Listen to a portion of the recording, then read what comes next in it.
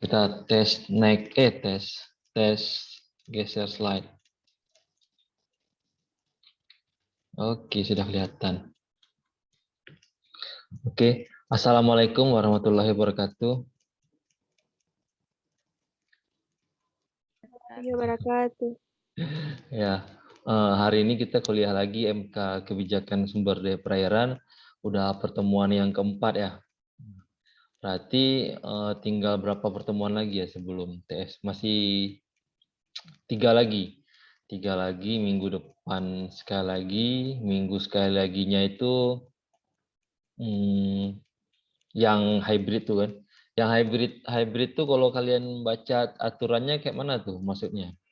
Kalau saya baca, kalau menurut saya berarti ada harinya itu kuliah tatap muka, ada harinya kuliah online.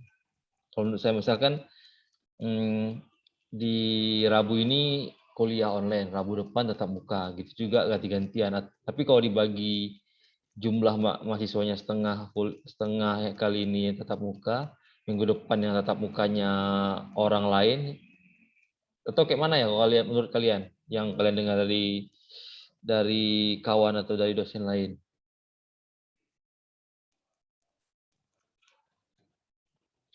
Tentang Beri penjelasan, Pak. belum dijelasin juga ya yang detailnya kayak mana. Karena kalau kita misalkan setengah hari ini masuk, setengah nggak masuk. Nah yang nggak masuk itu kan nggak dapat ya materinya. Tapi kalaupun dia masuk semua, ya bingung juga sih maksudnya. Tapi kita lihat kondisi kalian juga. Kalau kalian memang di sini, memang sempat masuk, ya udah kita tatap muka atau apa. Tapi kalau emang nggak di sini atau masih protokol kesehatan atau apa, ya udah kita daring aja atau apa kan. Gimana nanti menyesuaikan aja, lihat keadaan dulu, jangan langsung ambil tindakan karena kan belum penerapan.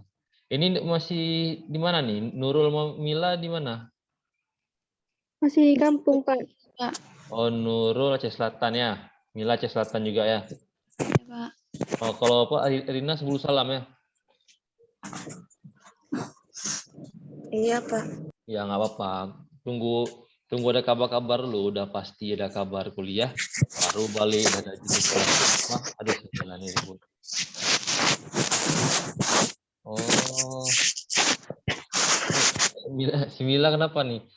Inilah kalau kita apa namanya nggak jadi co-host, agak nggak bisa menu apa namanya mood partisipan. Tapi kalau yang pakai Zoom pribadi itu durasi sebentar, tapi kita bisa mood partisipan biar kalau ada yang lepas mic-nya bisa kita off-kan.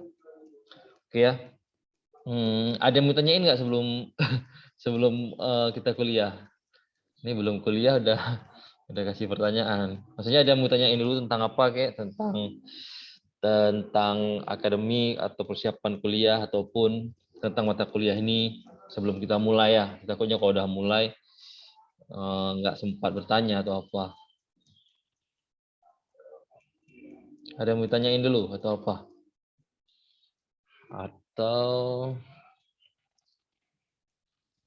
mau cepat selesai? Ini kayak mana nih? Apa tuh? Ada yang mau tanyain nggak? Mau tanyain dulu atau mau lanjut materi atau Lanjut materi, Pak. lanjut materi? Oke. Nah, di sini pertemuan yang keempat membahas tentang ruang lingkup sumber daya perairan. Nah, di sini maksudnya kita membahas ruang lingkup, tapi ruang lingkup dari segi peraturan dan perundang-undangannya. Nah, peraturan dan perundang-undangannya ya seperti yang saya bilang ya udah ya.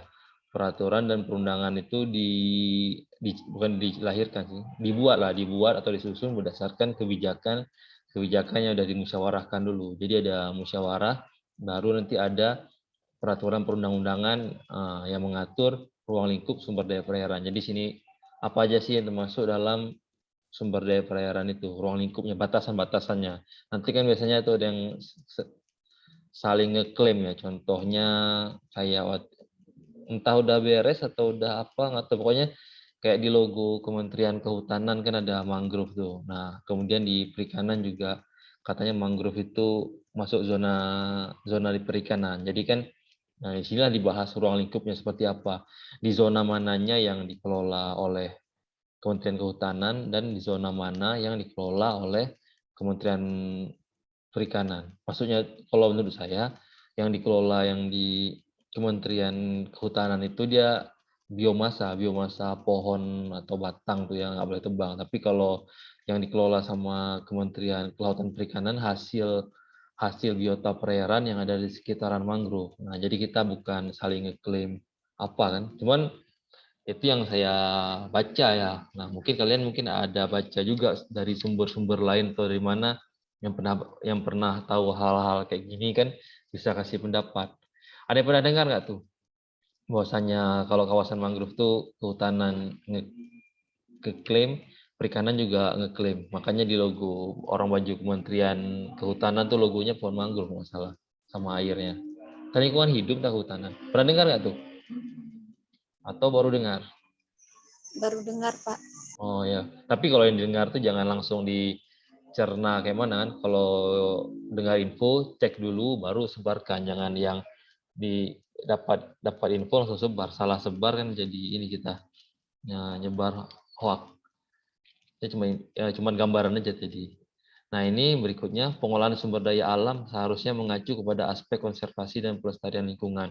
Nah, jadi maksudnya gini, waktu siapa aja yang diundang rapat untuk susun kebijakan kan biasanya stakeholder terkait. Jadi dibilang bahwasanya kalau nyusun itu harus orientasinya itu konservasi sama pelestarian lingkungan. Jangan orientasinya bisnis. Kan ya kalau perkumpulan pengusaha orientasinya bisnis, perkumpulan sosialita apa tuh orientasinya eksis semacam itulah. Kalau yang bagian konservasi atau perikanan nih pelindungan alam lah tujuannya.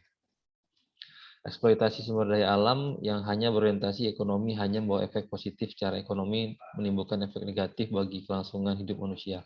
Nah, sini kan dijelaskan juga, bukan dibilang sini, biasanya ini berdasarkan penelitian, kalau dia tujuannya ekonomi, dia bisa merusak dampak di lingkungannya, dari ekonominya dapat, tapi dari apa namanya, dari sisi ekologinya kurang, karena biasanya ekonomi kan dia lebih semakin banyak produksi, semakin banyak yang didapat. Tapi kan kalau pemulihan sumber daya agak lama, jadi dia harus ada kebijakan seperti apa pengolahannya menguntungkan dari sisi ekologi sama ekonomi. Mungkin ya kalau pengambilan biota perairan mungkin tidak boleh banyak-banyak, ataupun kayak menangkap ikan yang sedang bertelur atau kepiting yang ada telurnya jangan ditangkap tuh biar stoknya makin ada. Kalau yang di luar saya lihat malah ini ada pelarangan menangkap kepiting betina. Misalkan kayak kita nonton video, saya lihat video di luar ya, video YouTube luar tuh waktu mereka tangkap kepiting misalkan dapat yang betina dikembalikan ke alamnya. Jadi stoknya itulah yang dibilang kebijakan bahwasanya biar sumber daya itu tetap ada. Di sebagian kita kan kadang nggak tahu, dia ambil aja terus jenis-jenis apa. Tapi kalau di depan orang luar setingkat orang biasanya pun udah tahu dia, oh ini betina, dikembalikan. Ataupun ini masih ukurannya belum layak untuk dikonsumsi, dikembalikan dulu ke alam, nggak langsung diambil. Nah itu contohnya, itu contoh penerapannya. Cuman kalau kita, sama kita juga mungkin udah ada peraturan gitu, cuman diterapin aja belum. Di sini pemanfaatan sumber daya perairan seharusnya memberi kesempatan dan ruang bagi peran serta masyarakat dan pelihara lingkungan. Oh, di sini juga dibilang kalau bikin kebijakan atau peraturan dia harus memberi kesempatan masyarakat untuk mengeksplorasi dan pengolahan berkelanjutan. Jadi kan kalau kita melarang apa tuh industri dari luar ataupun pengelola dari luar, tapi yang dari warga segitu tidak begitu, maksudnya bukan tidak begitu dilarang ya. Kalau untuk pengolahan penangkapan biasa, menangkap dengan alat tangkap yang tidak berbahaya, membuat industri kecil-kecilan, kalau untuk masyarakat itu masih boleh karena dia pasti mencari sumber penghasilannya dari situ, kecuali yang dari luar. Kalau dari luar itu biasanya orientasinya bisnis, mau bikin pabrik besar, mau bikin penangkapan dengan alat canggih. Nah, itu yang apa tuh yang dihindari. Tapi kalau untuk orang warga situ masih boleh. Apa? Teh, bu aja apa? Masa. Nah, habis itu dalam satu dekade ini secara umum sumber daya alam dan lingkungan hidup banyak mengalami tekanan di hampir seluruh wilayah. Nah, maksudnya ini apa ya? Di semua daerah itu sumber daya alam itu banyak tekanan. Maksudnya tekanan itu bukan tekanan kayak mana? Maksudnya eksploitasi berlebih. Nah, itu dia tekanan. Kalau kita apa ya? Kalau kita umpamakan misalkan ada kawasan perairan. Nah, habis itu banyak dieksploitasi. Kemudian juga di kawasan pantai banyak dibangun industri. Itu dia bagi sumber daya alam itu berupa tekanan. Kalau tekanan bagi mahasiswa itu biasanya ini tuntutan. Misalkan kita harus kerja, kita harus bangun ini, bantu ini, itu ibaratnya tekanan ke kita. Tapi kalau tekanan ke sumber daya alam itu dia banyak eksploitasi, itu tekanan. Nah, itu dasarnya perlu dilakukan kebijakan karena udah banyak kali eksploitasi di sumber daya perairan. Kemudian tekanan lingkungan hidup didominasi oleh berbagai bencana alam, kerusakan sumber daya alam, dan menurunnya fungsi lingkungan hidup sebagai unsur penting dalam penyangga kehidupan. Oh, ini yang kita bilang tadi kan tekanannya dari manusia. Cuman ya manusia yang utama, tapi di sini juga jelasin ada bencana alam, kerusakan sumber daya alam. Kalau kerusakan sumber daya alam jarang dia dari bencana alam, kebanyakan dari manusia. Dan menurunnya fungsi lingkungan hidup. Nah, menurunnya kualitas lingkungan hidup itu menurunnya kualitas perairan. Nah, misalkan perairannya tercemar, habis itu juga tanaman terumbu karangnya udah kurang bagus karena tercemar atau sedimentasi. Nah, itu maksudnya penurunan fungsi sumber daya alam.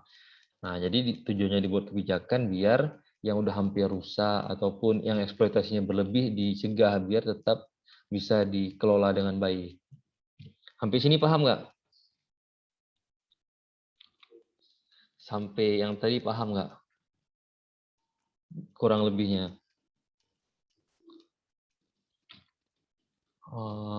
Kalau Sumi kira-kira tahu nggak apa yang kita ceritain tadi?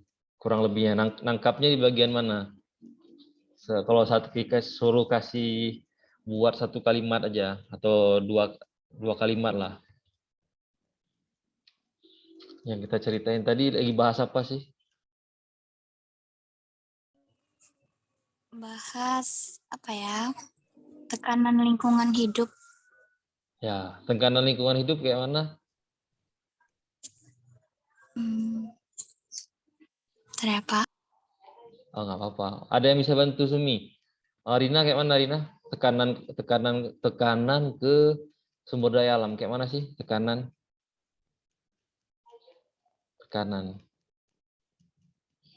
Kurang-kurang lebih aja, nggak mesti sama-sama karena kan ini kan teorinya, penjelasannya tuh pasti banyak lah. Gimana? Lebih ke yang ini tadi sih Rina Pak, tentang pengelolaan sumber daya alam tadi Pak. Ya, maksudnya tekanan itu ada sumber daya alam, tapi terlalu banyak dieksploitasi, itu tekanan. Tekanan ke, boleh dibilang benda mati juga bukan benda mati sih. Maksudnya ke sumber daya alam non manusia. Kalau tekanan ke manusia, kalian juga pasti paham kan? Maksudnya kayak harus bisa selesai skripsi, harus bisa buat ini, buat itu. Nah, itu tekanan. Tapi kalau yang sumber daya alam kayak gini. Nah, gitulah kurang lebihnya. Lanjut ya. Hal serupa juga terjadi dalam pengolahan sumber daya kelautan. Illegal fishing, terutama di zona ekonomi eksklusif. Ini zona ZEE ya. Apa tuh? Nurul tahu nggak ZEE itu apa? Kayak mana sih kalau dibahasakannya? ZEE itu? Batas wilayah lautan, Pak. Oh iya betul, batas wilayah lautan. Tapi ya betul, batas wilayah lautan yang bisa dikelola oleh suatu negara. Misalnya itu wilayah dia, nggak bisa diambil sama orang lah. Kebanyakan kalau orang masuk situ, terutama nelayan asing itu udah kena pelanggaran ya. Nah itu dia maksudnya ada batasannya tuh di laut. Permasalahan lainnya adalah pencemaran yang berakibat kepada berkurangnya keanekaragaman hayati laut. Nah, contoh-contoh yang perlu dibuat kebijakan dari apa namanya? Dari pelanggaran itu kan ada illegal fishing. Jadi harus dibuat kebijakan gimana caranya jangan banyak sekali dicuri ikan ya. Mungkin ya pengontrolan kapal masuk melalui radar ya, radar atau satelit. Jadi kan kalau kita patroli, cuman bisa kita lihat jaraknya tuh berapa jauh lah, paling sekilo mungkin nggak kelihatan tuh. Itu patroli banyak kali putar juga bakal habis bensin lah. Maksudnya gede modal untuk ngecek di mana mereka ada kapal asing atau enggak. Makanya dia pakai metode sensor, mungkin udah ada ya. Oh, ini mungkin ada kapal, ada suatu kapal, ini bukan kapal. Nanti dicek kan apakah ini kapal asing atau apa. Cuman kita nggak tahu apakah pemancar itu bisa mendeteksi kapal asing atau enggak. Kalau yang mendeteksi koordinat bisa, cuman kalau mendeteksi bahwa itu asing atau bukannya, nah itu agak susah. Mungkin ya kalau sekarang udah canggih, misalkan terdeteksi di perairan apa, perairan Natuna. Nanti dikabari orang Natuna sana pengecekan bahwasanya ada suatu koordinat atau titik diduga itu kapal asing. Memang kita nggak tahu itu kapal asing atau apa enggak. Tinggal mereka keluarin drone-nya, mungkin lihat drone, zoom dekat. Oh, ini orang asing nih, orang Korea. Astagfirullah. Nyebut merek. Kurang lebih orang asing lah. Orang asing atau apa. Nah, ini kita lihat, oh dia menangkap di peliharaan kita, berarti dia perlu ditangkap. Oh, ini orang Indonesia rupanya. Orang Indonesia nggak apa-apa. Nah, jadi kan itu contoh aja. Biasanya kan ada sih kapal-kapal asing atau apa kan. Nah, itu salah satu metodenya gitu. Cuma nggak tahu sekarang mereka pakai metode apa. Yang jelas kalau pakai metode patroli, nah itu agak susah. Susah. Coba kalian kayak kita ya dari sisi yang pantai Naga Permai atau di mana kan, lihat ke depan aja cuman kelihatan bintik ya. Yang mana tahu itu kita apa. Jadi ada alat canggih. Kurang lebih itu. Kalau pencemaran biasanya dilihat dari ini. Kalau buangan limbah tuh instalasi suatu pabrik. Misalnya lihat dari AMDAL. AMDALnya ini kan biasanya pabrik-pabrik besar tuh dekat laut. Cuma dilihat dulu kemana sih dia buang limbahnya. Nah, apakah ke tempat yang laut lepas ataukah ke tempat yang itu kena terumbu karang. Di situ ada biota endemik atau apa. Cuman yang tahu kan biasanya tuh atau bikin AMDAL ada penyusunnya mungkin dari lingkungan hidup atau apa. Oh, nggak boleh dibuang sini. Sini banyak keanekaragaman hayati apa. Di sini ada benih-benih lobster, entah benih apa. Jadi buang pipanya kalau bisa kalau nggak lebih dalam, kalau nggak ganti sudutnya ke sudut yang mana gitu. Nah, itu dia pentingnya mencegah pencemaran limbah. Kalau enggak, kalau asal-asal buang, dia nggak kelihatan ya apa namanya ini ada bahan bahaya atau enggak kan. Harus diuji dulu. Nah, di sini peran pemerintah daerah sangat diperlukan dalam perumusan kebijakan pengelolaan sumber daya alam. Kalau poin ini tahu nggak apa maksudnya? Mila tahu nggak? Maksud dari paragraf ini, peranan pemerintah daerah sangat diperlukan dalam perumusan kebijakan. Kayak mana tuh maksudnya tuh kira-kira? Jadi pemerintah itu harus menetapkan bahwa adanya kebijakan, harus ada strategi dalam pengelolaan sumber daya perairan gitu, Pak. Ya, itu udah benar sih. Udah kurang lebih kayak gitu. Jadi maksudnya gini, kalau kita bayangkan ya, di sini bilang peranan pemerintah daerah sangat diperlukan. Diperlukannya itu karena kan pemerintah daerah maksudnya itu setingkat wali kota atau bupati lah, karena dia yang tahu daerah itu. Jadi misalkan diundang nih orang LSM, kadang pun LSM biarpun jadi kota A, tapi pendirinya mungkin bukan orang anak muda situ ataupun orang luar lah, orang dari mana. Kayak contoh di mana ada satu LSM di Melabu, nggak salah pendirinya dari Banda atau mungkin nggak begitu hafal dari sini. Gitu juga nanti pakar-pakar, misalkan dosen kan. Nah, dosen ditanya sebagai stakeholder, misalkan diundang saya atau mana. Sementara saya bukan orang asli sini, jadi kurang begitu paham lah waktu saya bilang ini boleh untuk penangkapan ikan, boleh untuk minyak bumi. Sementara di situ kan nggak boleh. Makanya di situ penting kali pemerintah daerah. Pemerintah daerah kan dia memang warga sini ataupun ada koneksi-koneksi warga sini. Nanti dikonfirmasi, oh di sini nggak boleh bikin tempat tambang minyak bumi, nggak boleh bikin tambah apa karena di sini area nelayan cari ikan. Nah, jadi makanya dibilang pemerintah daerah perlu untuk melibatkan perumusan kebijakan. Pemerintah daerah mungkin kalau dari lebih kecilnya mungkin Panglima Laut atau siapa ya kalau bukan Panglima Laut ya, kelompok nelayan. Nah, nanti yang bikin kebijakannya nanti baru bupati atau apa. Kesalahan dalam pengolahan dapat berpotensi mempercepat terjadinya kerusakan sumber daya alam. Nah, ini kayak saya bilang tadi, kesalahan dalam pengolahan. Nanti yang ada satu faktor dia bukan orang sini atau bukan orang yang mengerti wilayah ini ataupun beda orientasi tadi. Kadang di depan kita dia bilang suka konservasi, suka apa, padahal dia tujuannya bisnis. Dah dipakai untuk bisnis, untuk di perairan itu ya mempercepat rusak sumber daya. Kadang kan gitu, karena kita nggak tahu tujuannya apa. Tapi biasanya kalau ada orang, kalau udah dikasih ke publik, orang udah tahu, oh ini tujuannya bisnis, oh ini tujuannya apa, nanti ketahuan sendiri sih. Kecuali banyak dukungan, emang semua udah setuju untuk bisnis, semua udah oke ya pasti bisnis. Tapi kalau nggak oke, tetap ketahuan juga dia bisnis. Makanya perlu dicegah atau dianalisis lagi. Meningkatnya intensitas kegiatan produk dan industri perlu dikendalikan untuk mengurangi kadar kerusakan lingkungan di banyak tempat. Nah, ini maksudnya kan misalkan suatu daerah, dia dibuat kawasan perairan, dibuat untuk kawasan industri. Nah, biasanya kalau belum ada kawasan industri, waktu buat industri pertama itu biasa aja, maksudnya ya masih tahan lah kawasan itu.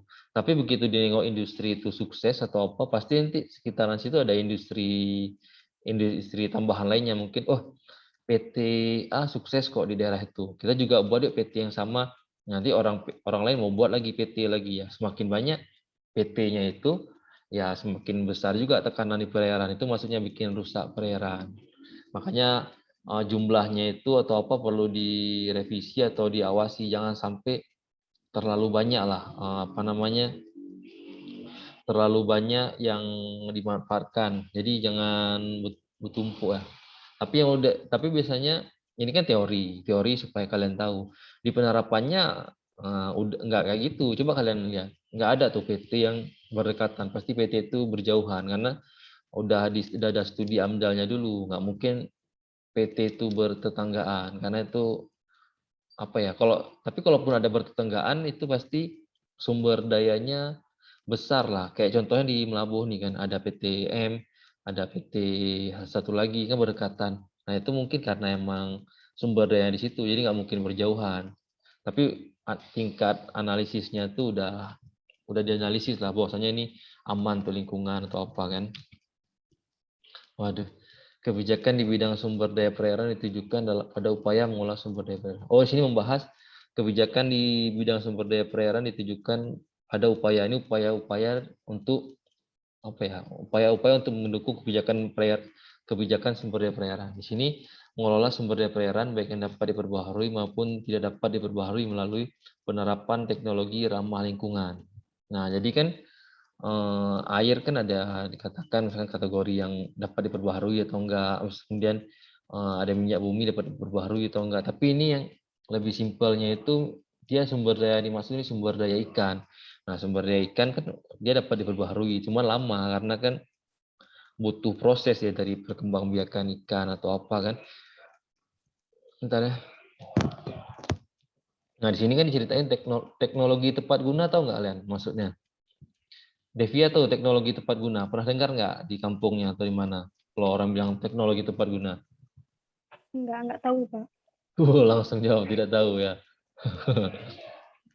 Teknologi tepat guna tuh biasanya kalau di kampung-kampung apa ya? Yang kayak mesin modifikasi mesin penggiling padi atau apalah semacam inovasi-inovasi untuk masyarakat. Biasanya tuh di peternakan, di pertanian sama apa ya? Sistem irigasi. Tapi kalau contoh ini, lihatlah ini contoh alat tangkap. Mungkin nih, tapi bukan teknologi sini. Teknologi agak beda nih kalian buka sendiri ya.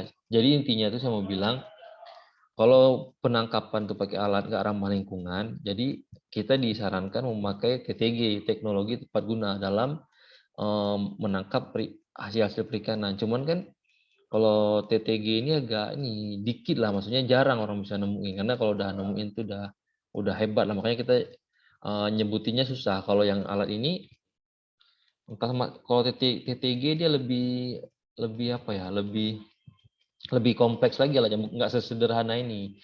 Dia kayak sistem itu, jadi udah pakai alat itu manusianya nggak begitu capek lagi lah. Nah, tapi kalian apa ada yang pernah dengar contoh TTG? Jadi saya tanya Devia nggak tahu kan. Yang lain pernah tahu contohin nggak? Karena di kampung-kampung misalnya tuh di sawahan, perkebunan. Ada pernah dengar TTG? Enggak pernah, Pak. Cuman kalau lihat alatnya, kalau mesin padi tadi ada. Oh iya iya, mesin padi. Bentar ya. Kalau mesin padi kan bisa jadi salah satunya ada TTG. Yang saya pernah dengar di UTU ini apa ya? Mesin apa waktu itu? Penggiling apa yang mesin penghancur gabah mungkin. Jadi kalau dimasukin di situ langsung keluar beras, tapi bukan ya. Entah mesin pemeras santan. Jadi semacam ada teknologi yang memudah masyarakat. Kayaknya kalau yang di luar perikanan saya bisa contohin ini yang mesin apa namanya?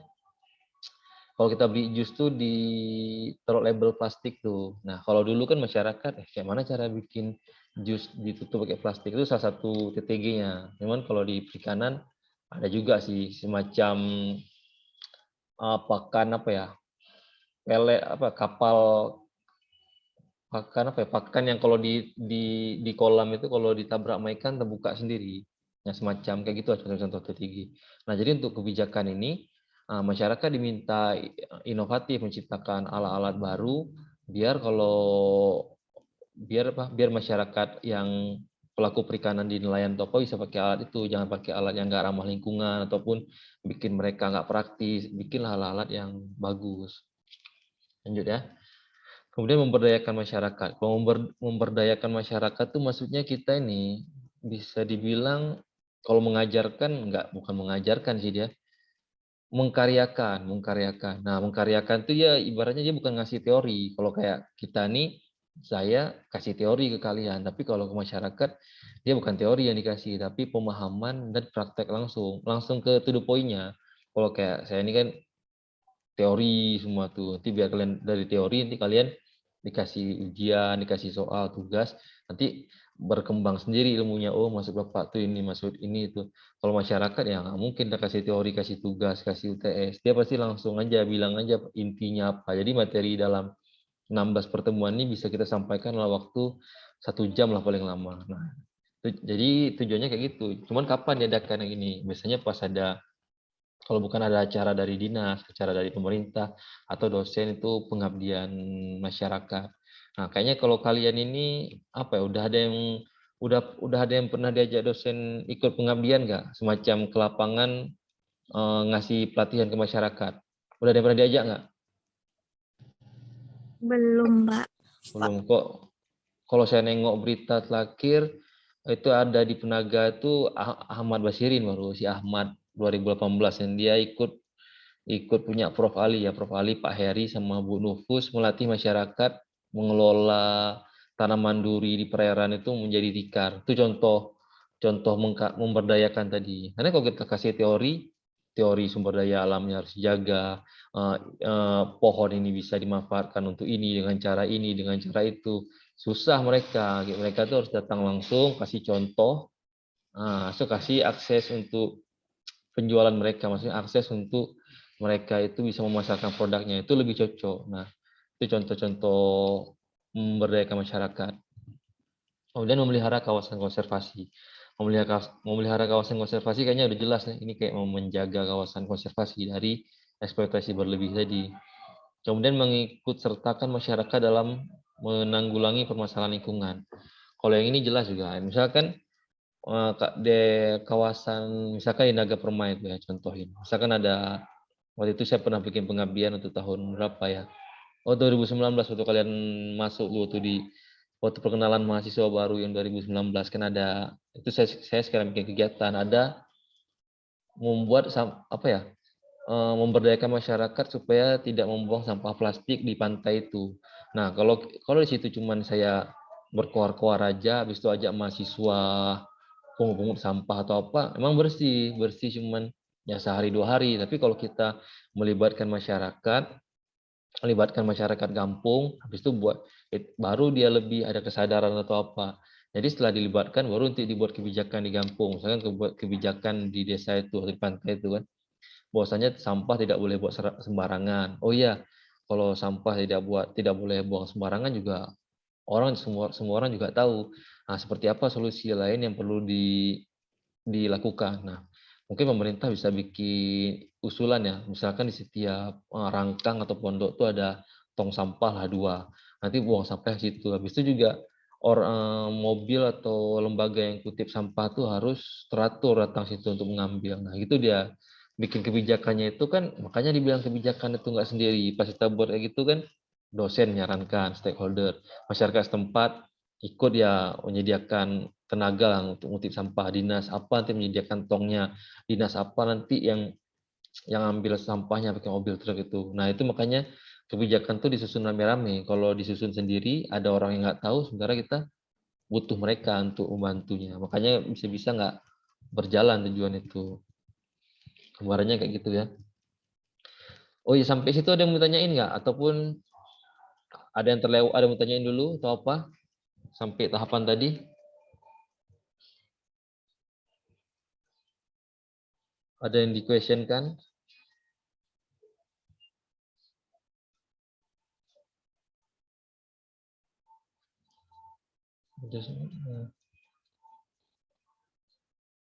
Ada yang menanyakan? Oh, oh, ada yang jawab nih. Kalau nggak ada, bilang nggak ada, biar kita lanjut atau kemana kan? Kira tadi mengheningkan cipta jadi. Nah, ada dia. Nggak ada, Pak. Wah, nggak ada, berarti udah lanjut. Kayaknya kalau saya nanti, pas saya bilang ada pertanyaan, nah saya tunggu kan. Rupanya kalian tunggu juga ya kapan selesai. Kalau saya mulai terus nanti, Pak Romo tadi katanya bertanya, tiba-tiba Bapak tuh langsung jelasin lagi. Kan nggak jelas Bapak tuh. Makanya kita bilang kalau nggak ada Pak, terima kasih Pak, kami nggak ada pertanyaan. Apa? Lanjut ya. Adapun sasaran RKP, rencana kerja pemerintah adalah berkurangnya pencemaran air. Ini sudah apa ya? Ini juga umum sih maksudnya berkurangnya pencemaran air. Nah, masalahnya kalau kayak program ini sih semua orang juga udah tahu bahwasanya kita biar nggak tercemar lah daerah itu. Kalau contoh kasus yang bukan tercemar sih kalau di daerah kita nih, emang airnya kualitasnya bukan kualitas yang utama. Di daerah kalian yang bukan orang sini ada nggak airnya kayak daerah sini? Kalau di daerah saya nggak begitu kayak gini.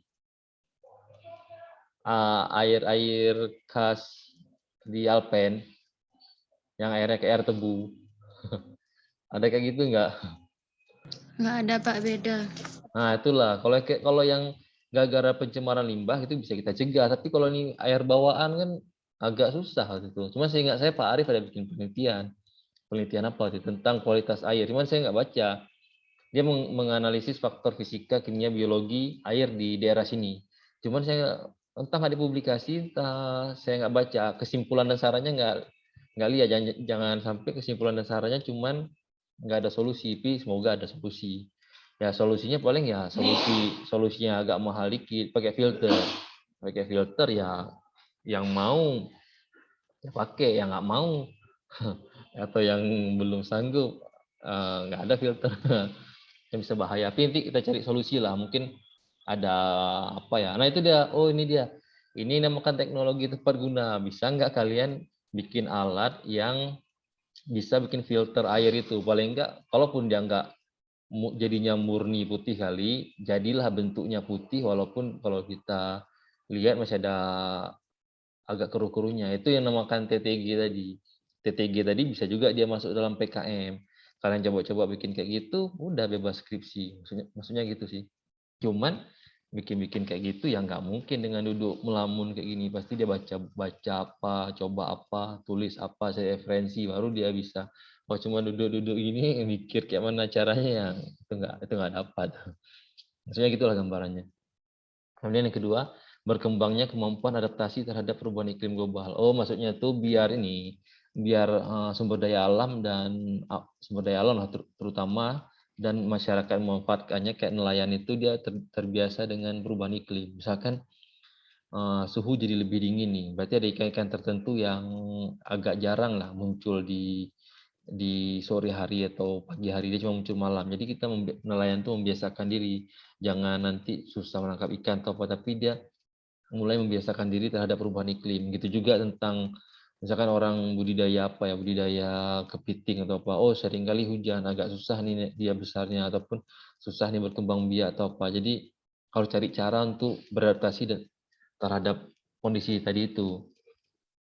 Ketiga, pemanfaatan keanekaragaman hayati secara berkelanjutan. Yo, ini pemanfaatan berkelanjutan jelas ya, maksudnya misalkan kita memanfaatkan untuk konservasi, untuk keramba, untuk apa, dia tuh harus bisa dimanfaatkan lagi untuk kedepannya. Jangan sampai cuman pemanfaatan cuman sampai 2 atau 3 tahun aja, habis itu bubar atau apa kan. Dia harus bisa dimanfaatkan berkelanjutan. Kemudian tersusunnya aturan pendanaan lingkungan. Pendanaan itu maksudnya ini, misalkan dibilang kan, ayo kita jaga lingkungan atau apa, nanti pasti bilang, waduh, agak susah nih jaga lingkungan, kita harus ngandalin bantuan dari pemerintah, ngandalin bantuan dari lembaga asing. Nah, jadi ada nggak cara lain ya, kita bisa apa gitu, bikin kegiatan atau bikin teknologi atau bisa kita manfaatkan yang bisa menghasilkan dana sendiri untuk mengelola itu. Misalkan ya, di suatu kawasan konservasi kan dia butuh dana untuk pelestariannya, untuk yang jaga mungkin, untuk yang jaga itu maksudnya itu uang apa ya? Kayak uang minum ya, uang minum untuk yang jaga-jaga patroli kan itu kan nggak ada digaji di pemerintah. Kalaupun ada digaji ya udah dari situ. Mungkin kalau kayak bikin pagar, bikin himbauan jangan menangkap ikan, ataupun untuk bikin poster, bikin apa kan butuh dana. Nah kan kalau minta dana terus dari pemerintah biasanya nggak ada. Jadi di mereka tuh harus apa ya, menyusun aturan biar bisa ada pendanaan, baik itu pendanaan memang usaha sendiri ataupun dari lembaga lain. Kalau yang usaha sendiri itu biasanya kayak apa ya, membuat kawasan jadi kawasan ekowisata. Jadi mungkin ada pemanfaatan dari retribusi orang jualan. Mungkin warga kampung disuruh jualan di situ kayak kuliner itu, nanti tidak ramai orang, nanti ada retribusi untuk kampung untuk biaya menjaga lingkungan, ataupun dari adalah tuh mungkin dari parkirnya, dari apa. Jadi bisa dimanfaatkan untuk jaga lingkungan. Jadi tidak harus menunggu dari pemerintah. Nah, gitulah. Kemudian meningkatkan kesadaran masyarakat. Oh, ini meningkatkan kesadaran masyarakat tuh lebih ke edukasi masyarakat ya. Edukasi masyarakat ya kayak tadi kita datang langsung ke lapang, kita bilang atau apa kan. Cuman kalau masyarakatnya itu udah ngerti teknologi lebih mudah. Kita cuman bikin video kreator aja, kita kasih video, sebar ke Instagram atau kemana, itu bisa nonton sendiri mereka. Tapi kalau yang agak kurang paham teknologi, susah juga, dia harus ini harus kita ngomong pakai ceramah, itu kalau pakai video aja paham. Terhadap ada pesan masuk, pesan dari siapa nih? Mohon maaf Pak, off kamera soalnya jaringan di sini jelek sekali. Nggak apa-apa, off kamera. Tergantung jaringan. Next. Oh, di sini lewat nggak sih? Oh, nah. Kebijakan perbaikan pengolahan sumber daya bidang kelautan harus diarahkan untuk, oh ini maksudnya kalau kebijakan sumber daya perikanan diarahkan. Kalau tadi kan manfaat yang ini dapat dari kebijakan. Kalau sekarang tujuannya ke siapa sih? Ke area mana sih kebijakan ini? Yang pertama tujuannya mengelola dan mendayagunakan potensi sumber daya laut, pesisir dan pulau kecil secara lestari dan berbasis masyarakat. Di sini ada 3 poin, maksudnya mengelola, mendayagunakan potensi sumber daya laut. Mendayagunakan itu semacam memanfaatkan. Jadi sumber daya laut itu kalau bisa dimanfaatkan supaya bisa dimanfaatkan oleh masyarakat. Mungkin masyarakat masyarakatnya tahu cara manfaatinya. Cuman masyarakat itu yang nggak tahu tuh batasan kelolanya, dieksploitasi terus itu. Nanti salah-salah cara bisa habis sumber daya itu. Itu balik lagi contoh kasus yang kayak saya bilang di awal, yang contoh menangkap kepiting. Misalkan masyarakat ya dibilang kan, jangan tangkap kepiting yang bertelur. Tangkap semua kepiting sama habis juga. Tapi kalau dia ngerti yang bertelur jangan ditangkap, yang kecil juga jangan ditangkap. Karena yang kecil kadang pun susah dijual, kadang pun susah laku, habis itu rugi. Tapi kalau udah besar, ditangkapnya udah pasti laku lah tuh kalau udah besar. Nah itu contoh tadi memberdayakan potensi sumber daya laut. Itu masih contoh kecil. Kalau contoh besarnya ya itu, misalkan ada kita bikin, oh ini di sini banyak unsur nutrien di perairan, ataupun perairan itu banyak alih fitoplankton, banyak apa, ini cocok buat pakan alami ikan. Ya udah kita buat keramba aja di situ. Kalau buat keramba kan menguntungkan juga masyarakat. Jadi dengan dikit pakan tapi bisa panen ikan. Nah, itu contohnya. Oh, ini perairannya bagus nih, jernih pasirnya, akses jalan raya dekat. Oh, ini buat wisata aja. Ini pasti ramai nih, menghasilkan perekonomian bagi masyarakat. Nah, itu contoh, satu contoh. Boleh juga tuh. Itu tujuannya tadi mengelola sumber daya. Kemudian memperkuat pengendalian dan pengawasan. Nah, tujuannya ya ini tadi, maksudnya biarpun kita udah, kalau tujuan pertama nanti tercapai, udah dimanfaatkan dengan apa, ya perlunya diperkuat pengendalian dan pengawasan tadi, yang sampai yang manfaatin orang asing, ataupun ada, misalkan ada 10 orang yang manfaatin itu, 9 orang dia ngerti, jangan banyak dimanfaatin, mungkin ya secukupnya aja, ataupun ada batasan pangkapnya. Ada satu kelompok yang terlalu banyak. Nah, orang yang terlalu banyak ini yang perlu diawasi. Itu makanya tadi, karena kan nggak mungkin, bukan nggak mungkin sih, jarang biasanya kalau dibilang harus ada peraturan A, itu nggak semua diikuti, pasti ada yang beberapa yang cari celah memanfaatkan lah. Kemudian meningkatkan upaya konservasi laut dan pulau kecil. Itu peningkatan konservasi ya umum lah atau apa kan. Mengendalikan pencemaran juga tujuannya ya betul biar pencemaran nggak semakin parah ya. Contoh pencemaran tadi kan yang umumnya limbah pabrik ya. Cuman dia nggak limbah pabrik aja. Contohnya itu mungkin perairan yang nggak jauh dari situ ada sawah, mungkin ada sawah atau apa, penggunaan pestisida atau apa, nanti dibuang ke pembuangan mana, nanti pembuangan mana tuh masuk bermuara juga di perairan. Jadi perairan itu warnanya apa ya, bisa terkontaminasi lah. Kalau tempat yang saya dulu ini, perairan yang dekat Keramba itu airnya warna hijau. Kalau kita lihat, bagus nih laut ini airnya hijau. Padahal itu banyak apa ya, sisa pembuangan pakan kan bisa dimanfaatkan oleh ganggang ya, ganggang atau fitoplankton, subur perairan dia warna hijau, banyak organisme perairan. Jadi kan nggak salah kalau yang terlalu subur perairan kan agak susah dia untuk padatan oksigennya. Jadi kan yang kayak gitulah perlu dikontrol biar pencemaran itu nggak mesti dari pencemaran pabrik, tapi ada juga pencemaran organik ya. Kalau yang limbah kan pencemaran anorganik. Ini contohnya pencemaran organik, jadi perlu dikontrol juga.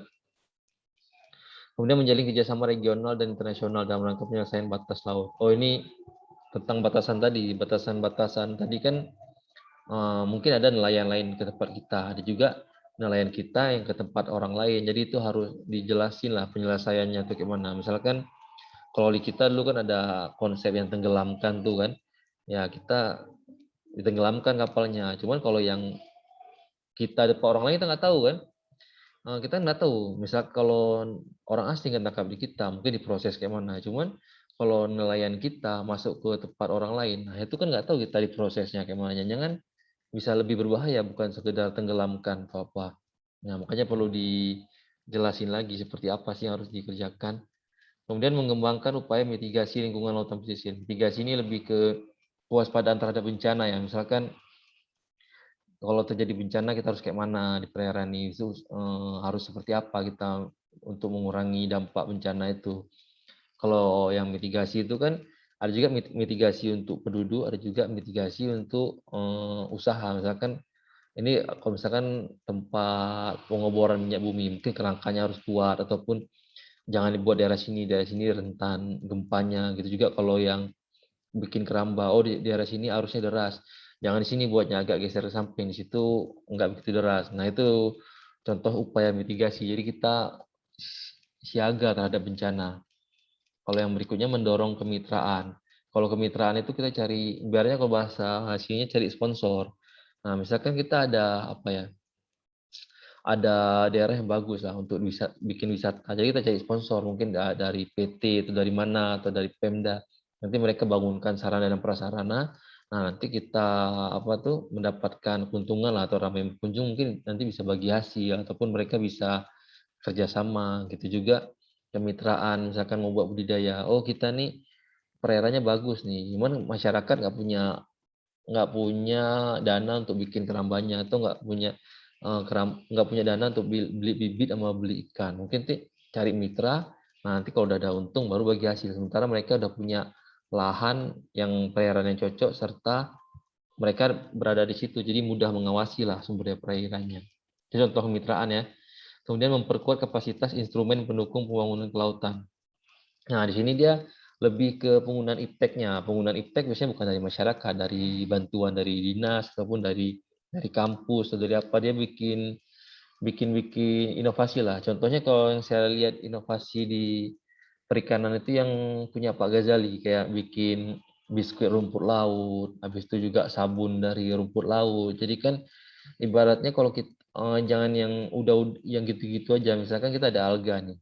Alga ya kita jadikan apa gitu, minuman alga, ataupun rumput laut kita jual sebagai minuman es campur aja gitu kan. Tapi bisa dibuat lain, oh buat sabun ya orang masih mau.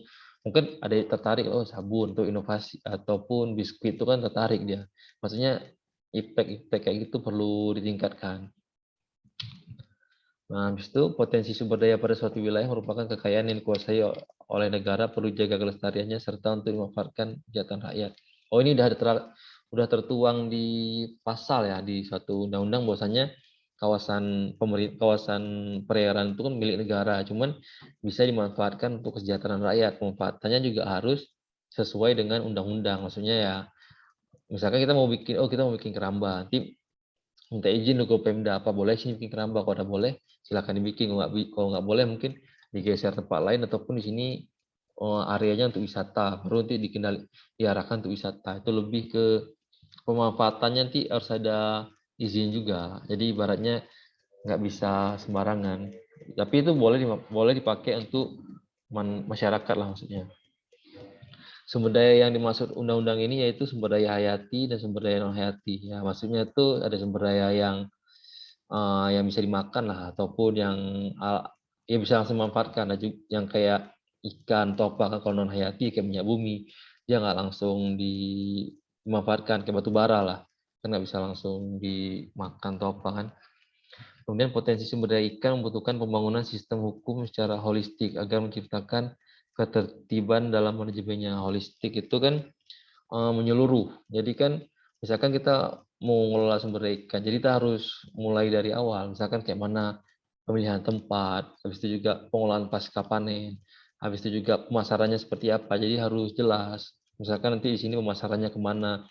Mungkin masyarakat ya bantu dari pengolahan ikannya, bantu dari pengolahan kawasan lah. Orang akademisi bantu dari teknologi cara, yang orang dinas itu mungkin atau mitra bantu dari segi pemasaran. Itu maksudnya tadi pengolahannya secara holistik dan berkelanjutan. Butuh banyak pihak lah. Di sini pemberdayaan pengolahan sumber daya perikanan menjadi dasar lahirnya Undang-Undang Nomor 45. Bahwasanya setelah banyak permasalahan yang kita cerita di depan tadi itu, banyak tuh cerita-cerita. Jadi kan cerita tadi nggak mungkin kita ceritakan ke masyarakat, dia pasti butuh dokumen legal. Nah, dokumen legal itu di sini dia Undang-Undang Republik Indonesia Nomor 1 tahun 2014. Nah, di sini ada menjelaskan semua tuh, namanya pasal-pasal kan dia banyak tuh. Harus dibaca semua, di situ kita jelasin dan menjadi dasar pengolahan. Di sini tentang tata ruang konservasi ya, pesisir seperti apa, pulau-pulau kecil. Kemudian di sini pengolahan kawasan konservasi kelautan dan perikanan oleh pemerintah daerah mungkin dapat lebih baik karena cenderungnya lebih memahami wilayahnya. Ini kayak balik ke awal tadi ya, bahwasanya kalau pengolahan kawasan konservasi itu dia lebih mengetahui warga yang ininya, warga daerahnya. Kalau yang lain mungkin tahu tapi belum maksimal lah. Secara kemitraan dalam otoritas pelaksananya mengolah kawasan konservasi yang kurang lebih dari 16,2 juta hektar kawasan darat dan 3,2 juta hektar kawasan laut tidak bisa dilakukan oleh pemerintah sendiri. Nah, maksudnya kawasan konservasi itu ada yang darat, ada juga yang laut, cuman tidak bisa dilakukan oleh pemerintah sendiri. Cuman konsepnya di sini, tapi di belakang sana udah saya jelasin bahwasanya kan kayak yang apa tadi itu ya, yang misalkan si pemerintah ini dia bukan masyarakat tuh mau bikin keramba, nanti kan dia cuma ada lahan sama apa, nanti mungkin ya dari institusi atau akademisi bantu cara-cara tekniknya, gimana cara cepat besar, kasih pakan apa, pakannya berapa kali, yang dari Pemda juga gimana nanti cara jualnya, cara ekspor. Itu juga yang kayak saya jelasin yang di pantai tadi, misalkan kita ingin mengelola sampah, nggak akan jalan kalau cuma warga itu sendiri, harus ada kerjasama sama instansi, kayak nanti siapa sediain tong atau siapa yang yang jalankan mobil pengutip sampah tuh. Masih banyak materinya. Bentar ya. Oh, dikali dikit lagi. Ada yang mau tanyain nggak? Saya pikir kenapa nih materi nggak habis-habis. Ada yang mau tanyain nggak?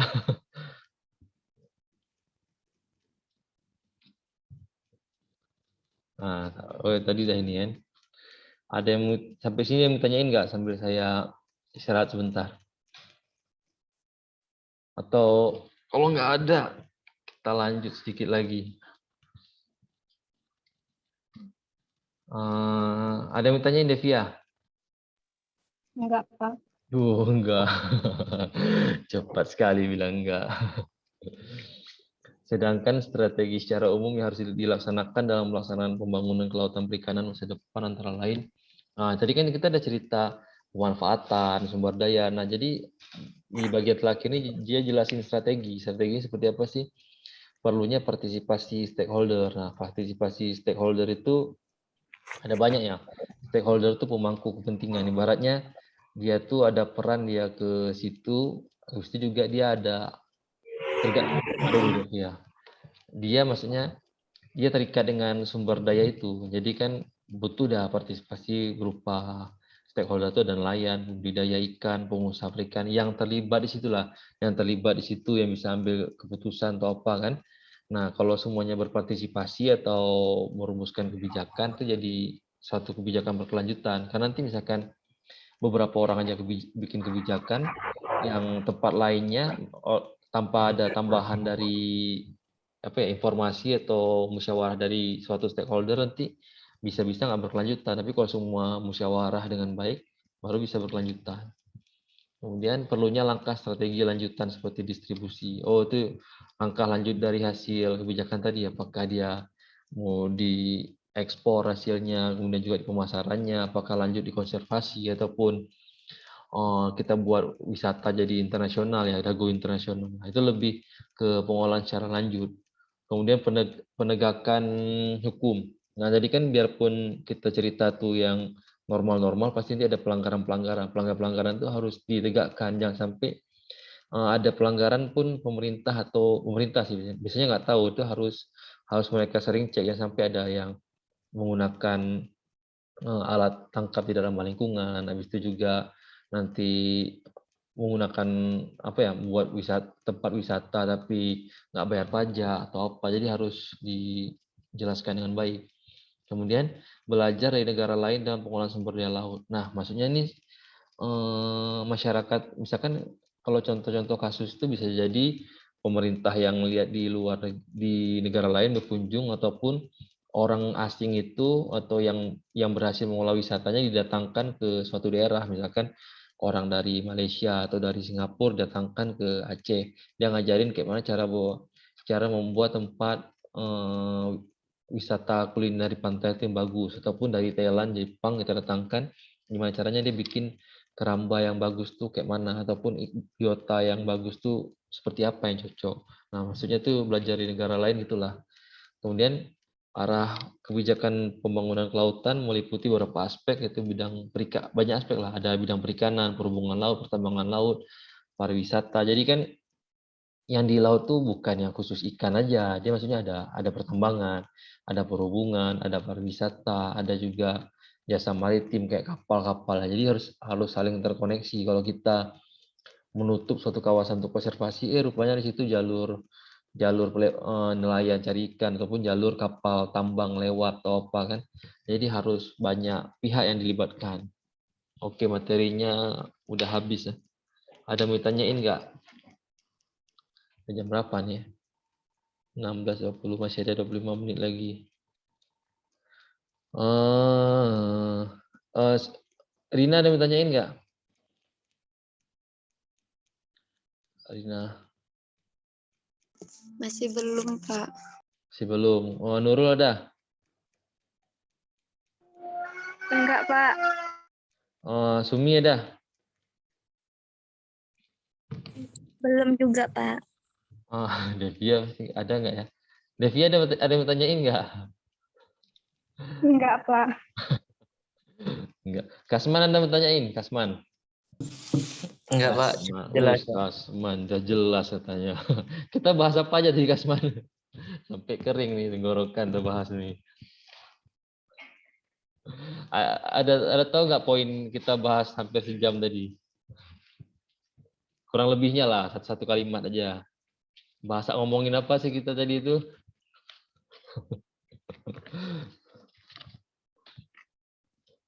Ayo, Kasman, mana dia? Belum di-unmute tuh. Kurang lebihnya bahas apa sih? Setidaknya kalau nggak bisa bikin kesimpulan, setidaknya bisa tahu lah ngomongin apa sih tadi itu. Apa tadi itu, apa ada cerita? Menjaga suatu lingkungan, Pak. Hah? Menjaga suatu lingkungan. Ya, maksudnya lingkungan perairan lah cocoknya. Ya, ya kurang lebihnya itu. Mila ada yang tanyain nggak? Tidak ada, Pak. Odo, karena sudah sore. Mau kemana nih sore-sore ini? Mau jalan-jalan ya? Ada nggak ada yang mau tanya lagi nih? Jam berapa nih? Belum ini sih. Mau jalan-jalan atau mau dikasih tugas?